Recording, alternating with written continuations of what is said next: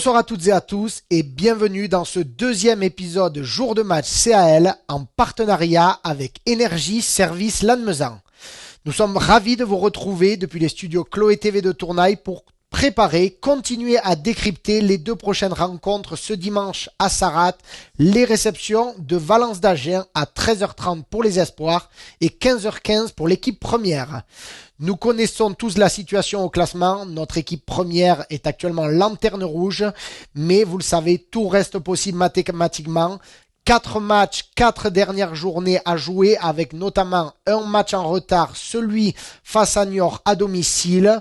Tout est possible et les joueurs et l'ensemble du club, bien sûr, comptent sur votre énorme soutien durant ces 5 prochaines rencontres.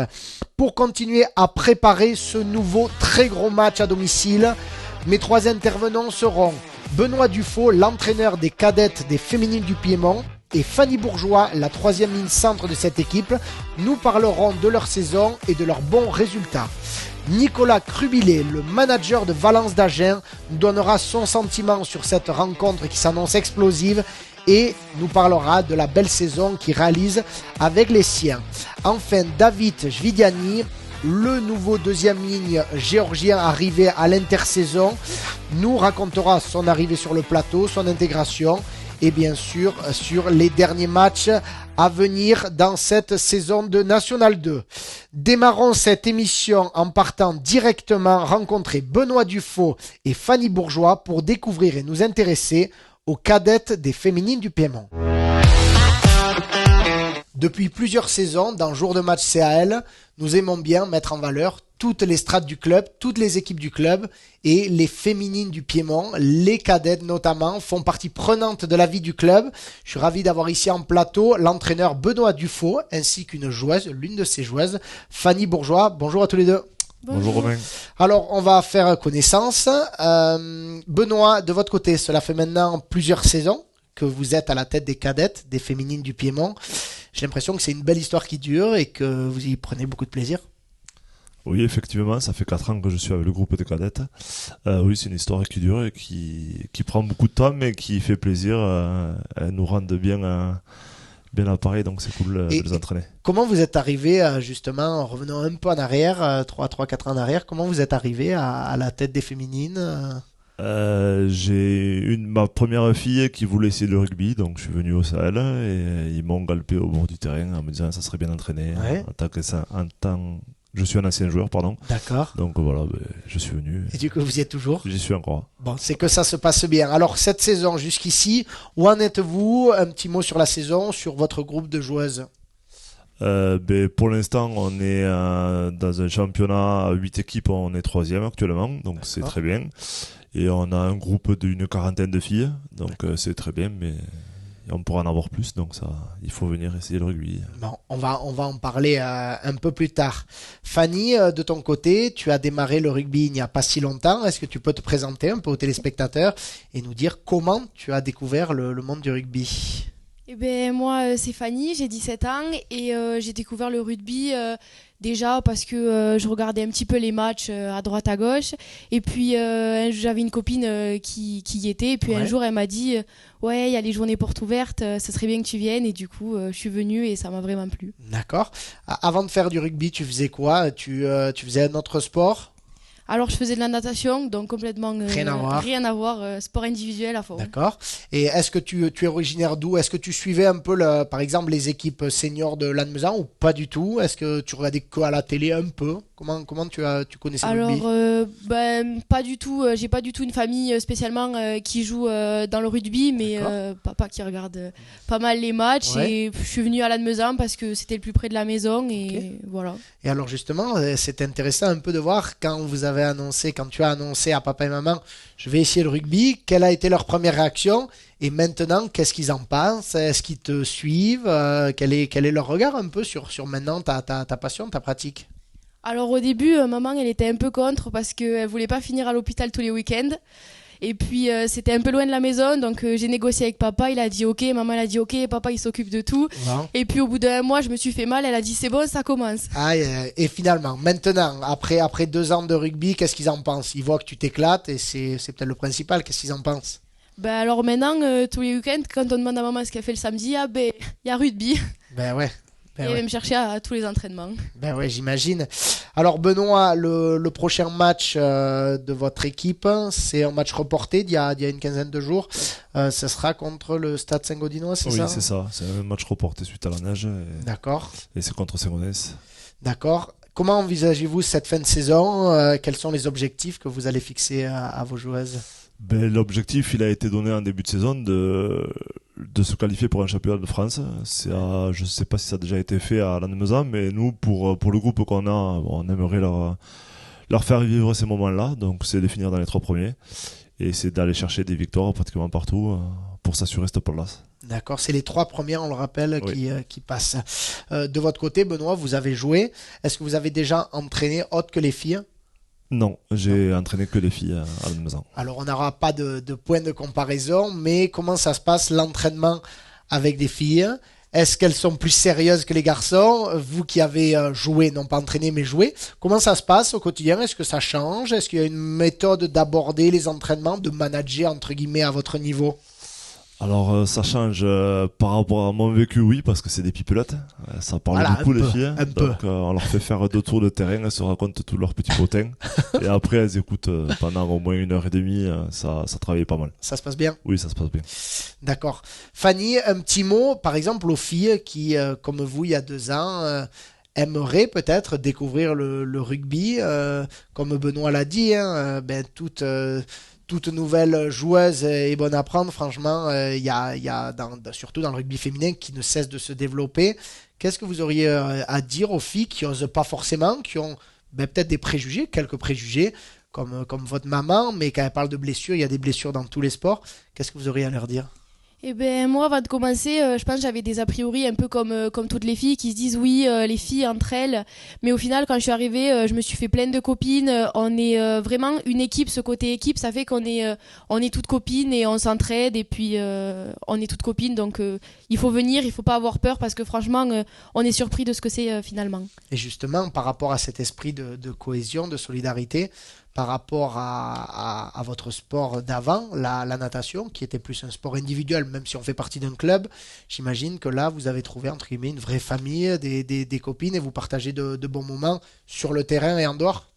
Oui, parce qu'avant, quand je faisais des mauvaises performances, j'étais un peu toute seule face à ça. Alors que maintenant, on fait peut-être certes des fois des mauvais matchs, des fois on perd, mais au moins on est tout ensemble et puis au final, on est toutes des copines. Bon, écoutez, on va rester sur ce mot de la fin. C'est le principal. En tout cas, on vous souhaite à tous les deux une très belle fin de saison, ainsi qu'à toutes les joueuses des Féminines du Piémont. On le rappelle, les Féminines du Piémont, c'est l'entente CAL, Castelnau-Magnoac et Caver. Voilà. Le message est passé. On fait une bise à toutes les filles, à tous les encadrants et les gens qui soutiennent les Féminines du Piémont. Très belle fin de saison à vous. On est de tout cœur avec vous pour aller chercher la qualif et peut-être de belles phases finales. Merci. À bientôt, au revoir. Infos et statistiques côté CAL pour basculer et décrypter plus en détail cette rencontre de dimanche à 15h15. Alors au niveau des statistiques internes à notre équipe première, au niveau des meilleurs réalisateurs, sans surprise, c'est Arnaud Espilondo qui est premier de ce classement avec 188 points marqués. À noter qu'il est actuellement le 2e meilleur réalisateur de l'ensemble de la Nationale 2, poules 1 et 2 confondus. Il est juste derrière le joueur de Salles, l'arrière Anselme Cellier, qui a inscrit 216 points. Au niveau des marqueurs d'essais, 3 joueurs se partagent la tête avec 3 essais marqués, Manso Moyano, Demea Mecher et Pascarel. Au niveau du temps de jeu, le joueur ayant disputé le plus de minutes sur le terrain, c'est Arnaud Espilondo, l'ouvreur 3/4 centre, qui est devant avec 1256 minutes. Il devance Baptiste Botte et Messake Baissagale, ailier 3e ligne, ça dépend des matchs. Passons aux derniers résultats du CAL et les résultats sont dans le rouge avec 5 défaites consécutives. Les dernières en date, une défaite à Moléon sur le score de 26-10, une défaite à domicile contre le bassin d'Arcachon 6-14, un revers assez sévère du côté de Groyer sur le score de 39-23, Une défaite avec le bonus défensif à domicile contre Saint-Jean-de-Luz, 17-24. Et enfin, une défaite 31-27 à Florence. L'équipe avait là aussi ramené un point de bonus défensif pour aller chercher la dernière victoire de l'équipe Fagnon. Comme pour les espoirs, c'est le match, la réception d'Anglet où nos joueurs s'étaient imposés sur le score de 16-3. Intéressons-nous à ce qui s'est passé lors de la dernière journée de National 2. Le samedi, Auch avait disposé assez facilement de Groyer sur le score de 26-12. Dans un deuxième temps, Anglet s'imposait dans le derby basque 25-24. Valence d'Agen qui s'inclinait à domicile face à Florence. C'est l'une des grosses surprises qui ne nous arrange pas de notre côté dans l'optique du maintien. Une victoire de Florence à l'extérieur sur le score de 31-29. Marmande s'est défait difficilement du bassin d'Arcachon 24-21. Enfin, Salles n'a pas fait de cadeau au promu Moléoné, une victoire 29-7.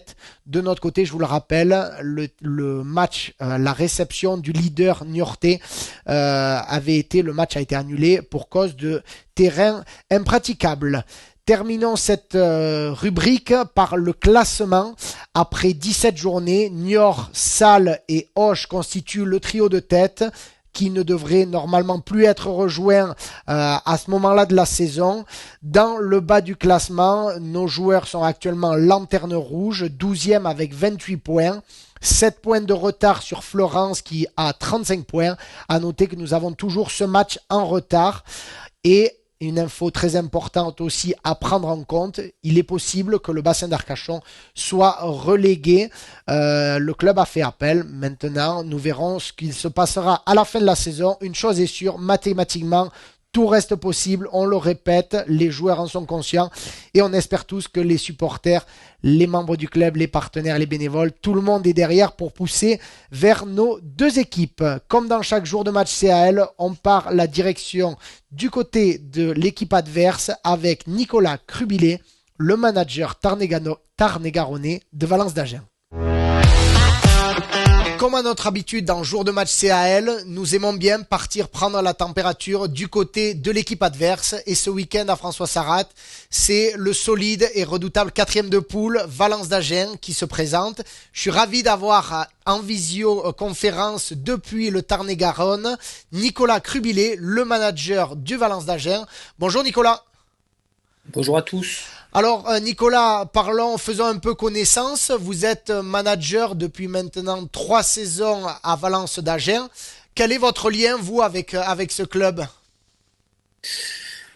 Bon, moi, mon lien avec ce club, il est un peu compliqué au départ parce que je l'ai surtout connu comme adversaire, parce que j'ai été formé à Castel-Sarrazin, puis après j'ai joué à Montauban, alors que j'ai grandi à un quart d'heure de Valence d'Agen. D'accord.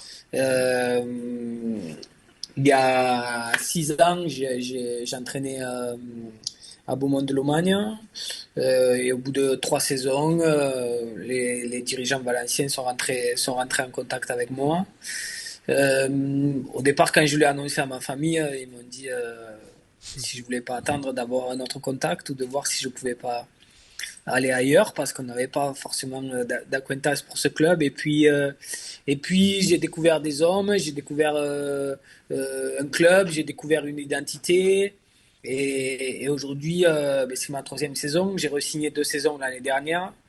Et je m'y sens très bien parce que c'est un club qui correspond à mes valeurs, qui est humble, qui veut travailler et tout en étant ambitieux. Du coup, on ne connaît pas, nous, bien sûr, côté adverse, vos objectifs, vos ambitions de début de saison. En tout cas, une chose est claire, au point de vue du classement, vous réalisez une très belle saison. Est-ce que vous êtes à votre niveau dans vos objectifs ? Est-ce que vous êtes là ? Comment vous situez-vous par rapport à vos ambitions ? Bon, déjà, il faut comprendre d'où on vient quand même, parce qu'il y a 3 saisons, on était en Fédéral 1. Oui. Et quand je suis arrivé, on me tapait sur l'épaule et on me disait bonne chance. Et puis la première saison, on a réussi à monter. Et puis la deuxième année, on m'a dit bonne chance. On a réussi à se maintenir. On s'était donné cet objectif de 55 points qu'on a atteint à la 20e journée. Donc, cette année, on me dit il faut se qualifier. Donc, j'entends cette injonction qui vient surtout de l'extérieur. Nous, on est concentré sur un match après l'autre. Aujourd'hui, on ne calcule pas. Ce que j'ai dit à mes joueurs la semaine dernière, c'est que quand tu rentres dans le sprint final, tout le monde joue sa vie. Tout le monde joue sa vie. Il y a un an, à l'avant-dernière journée de championnat, vous êtes allé gagner à Auch. Nous, sur l'avant-dernière journée de championnat, on a battu le Stade Métro, qui était leader de la poule. Au bout de 30 minutes, on mène 14-0. Les dernières journées, on est dans l'irrationnel. Donc, il faut être humble, travailler. Il n'y a plus d'histoire d'objectif. Il faut jouer les matchs les uns après les autres. Tout le monde a des blessés, tout le monde ses problèmes. Les arbitres ont beaucoup de pression aujourd'hui aussi. Si on regarde le match de ce week-end, il y aurait beaucoup de choses à dire, mais nous, on reste concentré sur ce qui dépend de nous, le terrain. Ok. Pour contextualiser, vous êtes quand même sur une belle dynamique. Vous aviez été il y a quelques semaines l'emporter chez le leader niortais sur le score de 19-3. Avec tout le respect que l'on a pour vous, ça a été un résultat remarquable par toutes les équipes de la poule. Est-ce que cette défaite à domicile le week-end dernier vient vous mettre un gros coup sur la tête ou vous le voyez pas comme ça? On n'aime pas perdre. Oui. Personne n'aime perdre, surtout à domicile.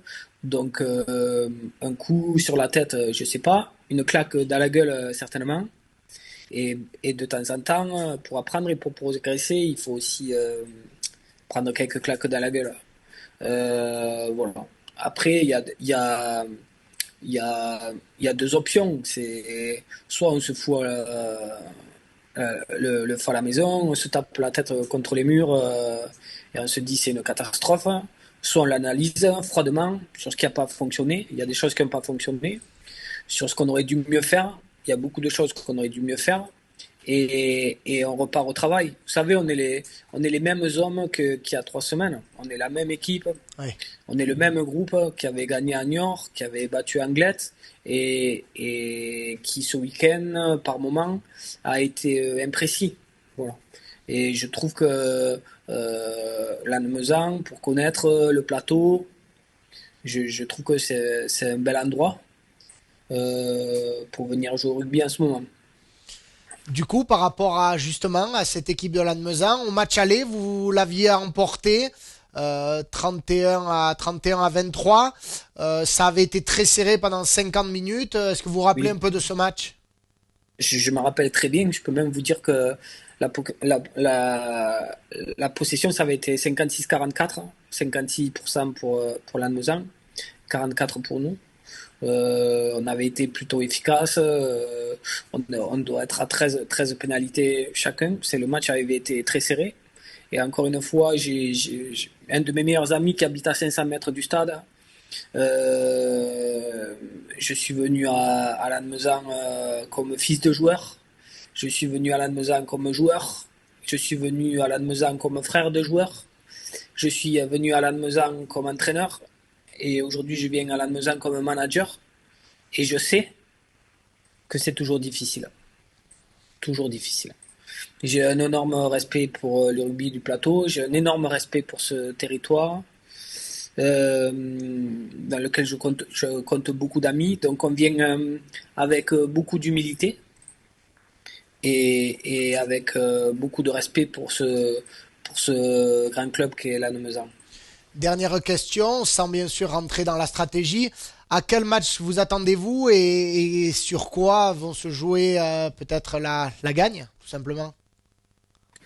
Encore une fois, on rentre dans une période où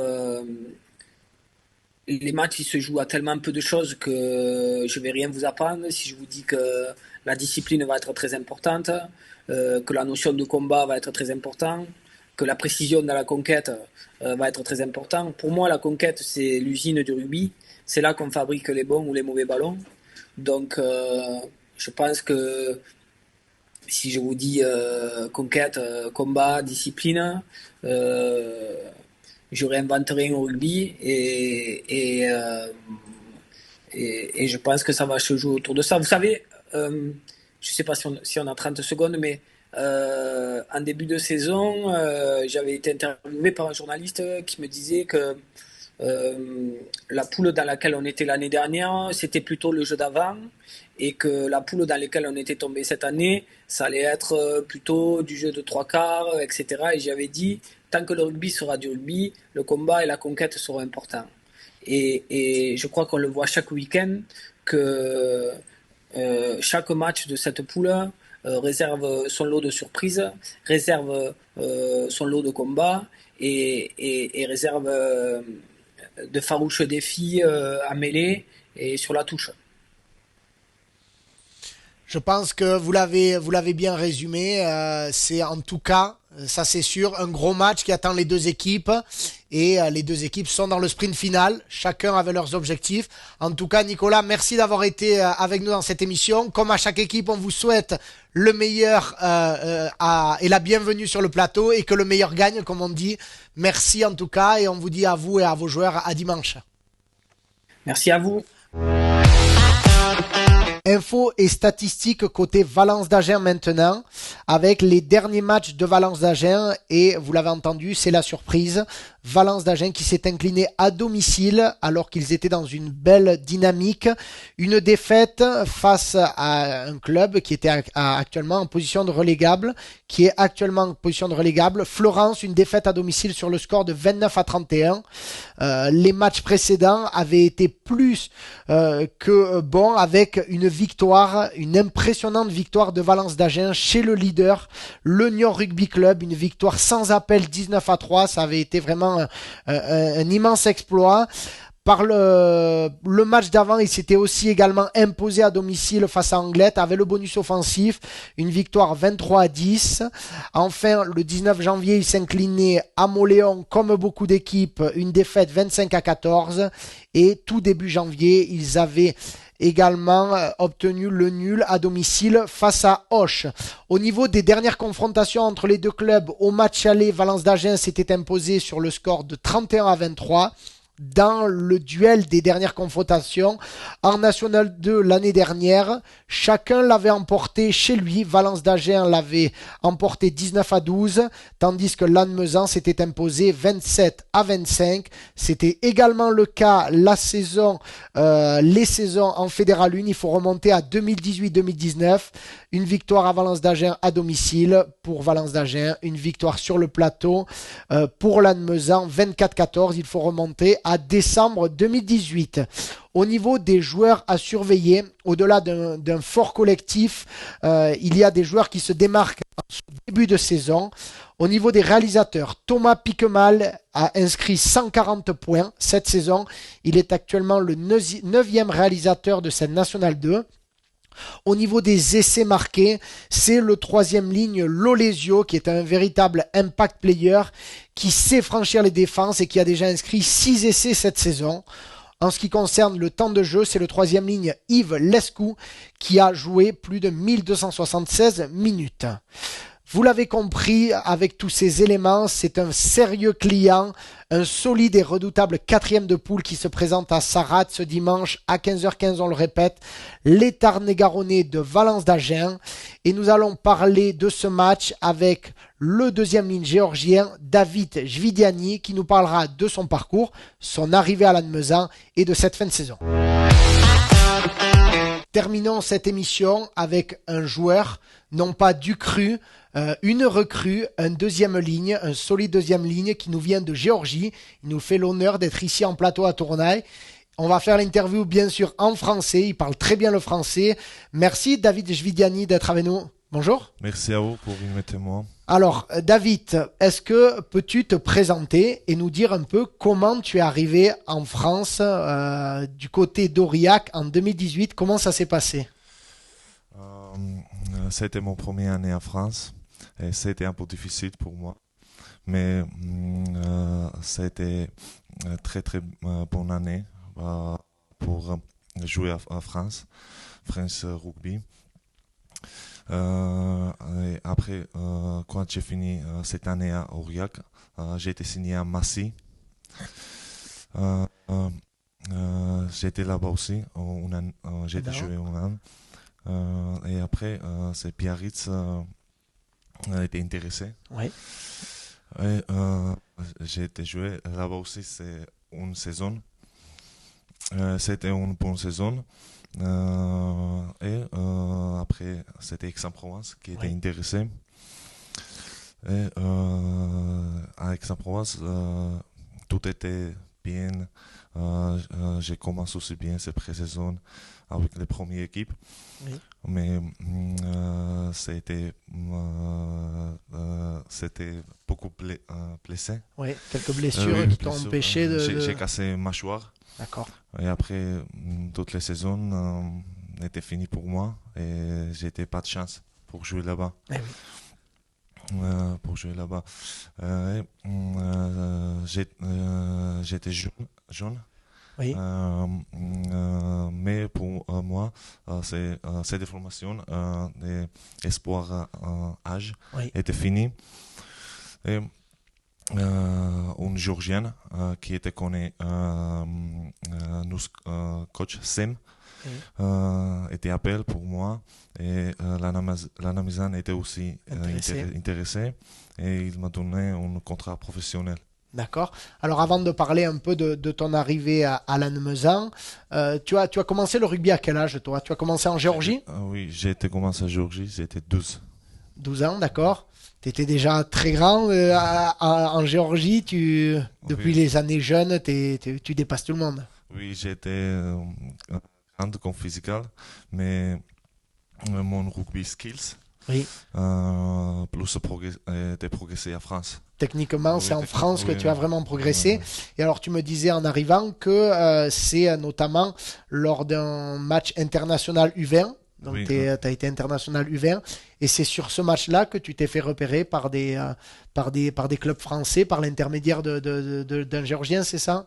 Oui. On était joué à Tbilissi contre la France, U20. C'était test match pour préparer la Coupe du Monde. Mais là-bas, j'ai fait un plaquage et conclusion. Une commotion? Oui, commotion. Oui. Et j'étais resté sans Coupe du Monde. Ah oui, mais j'étais un peu stressé, mais après, c'est Aurillac t'as appelé. Un peu intéressé.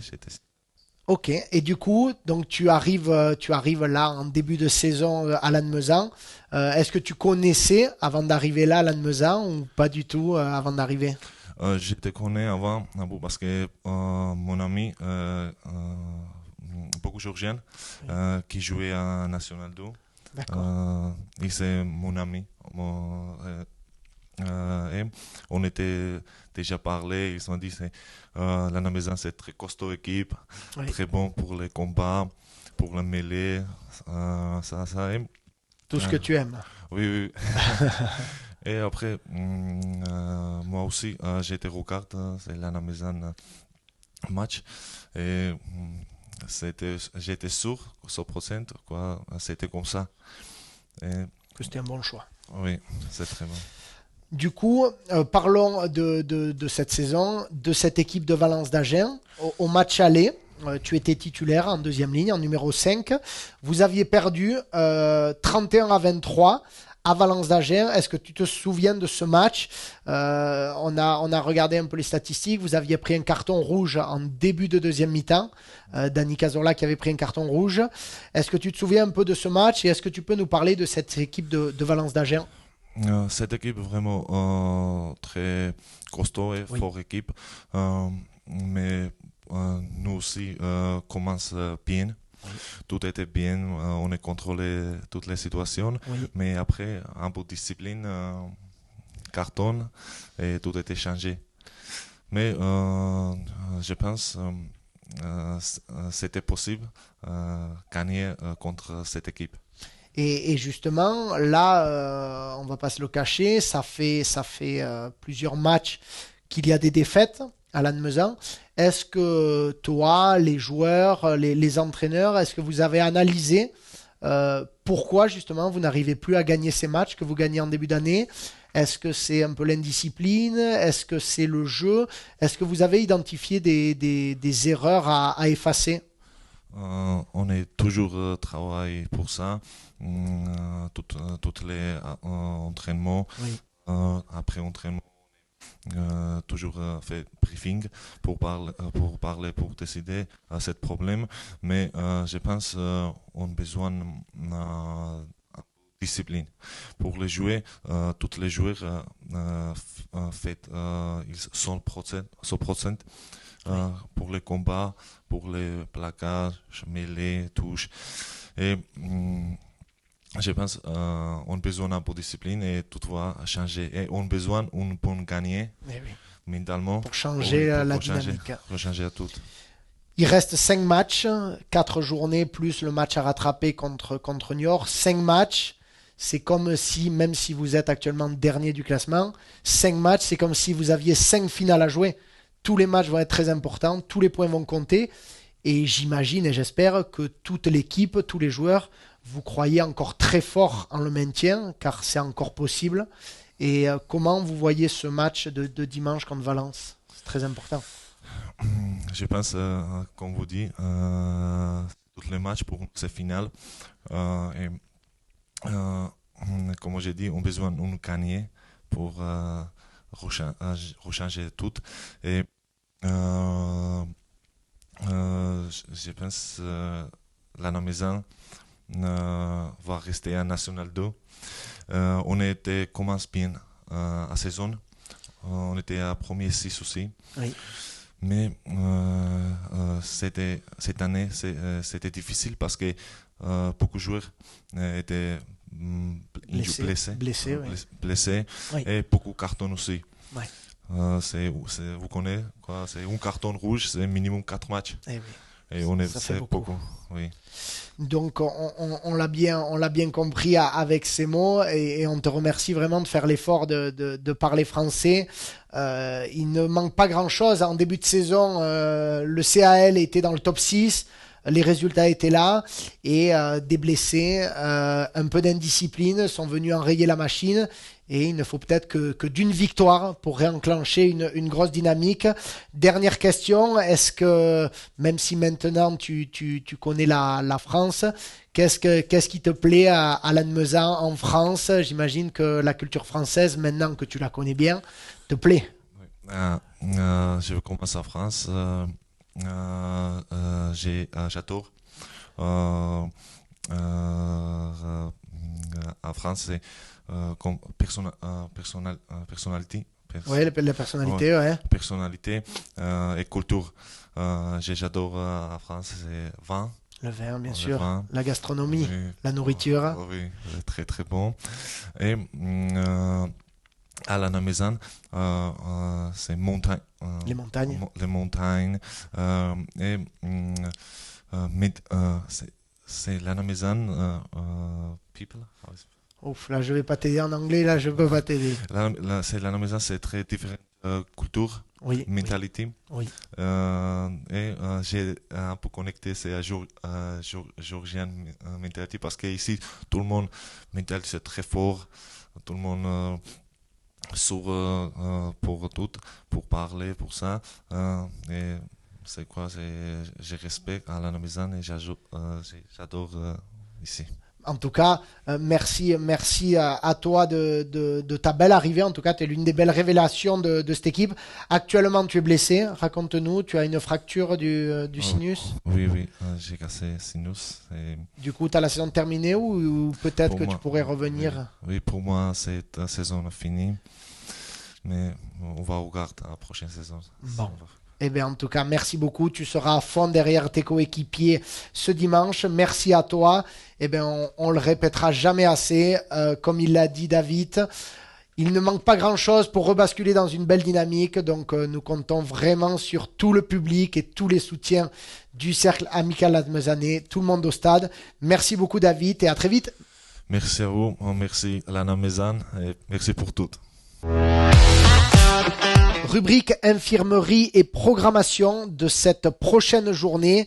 Au niveau des blessures, il y a toujours des blessures de longue date, comme notre deuxième ligne fidjien Nawakadou qui a une rupture des croisés, tout comme notre troisième ligne Léo Noël, notre ailier Dossat et Incamps qui est notre talonneur, tous rupture des croisés. Ensuite, notre pilier brésilien Kaique Silva est actuellement blessé au dos. Thomas Camille souffre d'une commotion. Et enfin, notre deuxième ligne, David Vidiani, une fracture au sinus. Au rang des incertains, Nolan Decap est actuellement en phase de test et le staff prendra le temps au dernier moment de prendre une décision de l'aligner ou non. En ce qui concerne la programmation de cette 19e journée, de sérieuses confrontations arrivent avec tous les matchs ce dimanche 23 février. Moléon qui reçoit Marmande, Niort qui reçoit Salles dans un duel de haut de tableau, notre équipe qui reçoit Valence d'Agen, Groyer reçoit Anglette, Saint-Jean-de-Luz recevra sur leur terre basque Florence et enfin le bassin d'Arcachon qui accueille Auch. Votre émission Jour de match CAL consacrée à la rencontre Lannemezan-Valence d'Agen est déjà terminée. Merci à toutes et à tous de l'avoir suivi. Merci à notre partenaire de match Thibaut Couetou du Tertre de Énergie Service Lannemezan pour son soutien. J'en profite pour remercier également David Chaz et Anthony Gouveia de chez Chloé Productions à la réalisation technique de cette émission. Je vous souhaite une très belle journée et je vous donne rendez-vous à demain dès midi pour le repas d'avant-match, 13h30 pour la rencontre Espoir et enfin le choc à 15h15, la première qui reçoit Valence d'Agen, tous à François Sarrat et surtout n'oubliez pas, ici c'est le plateau.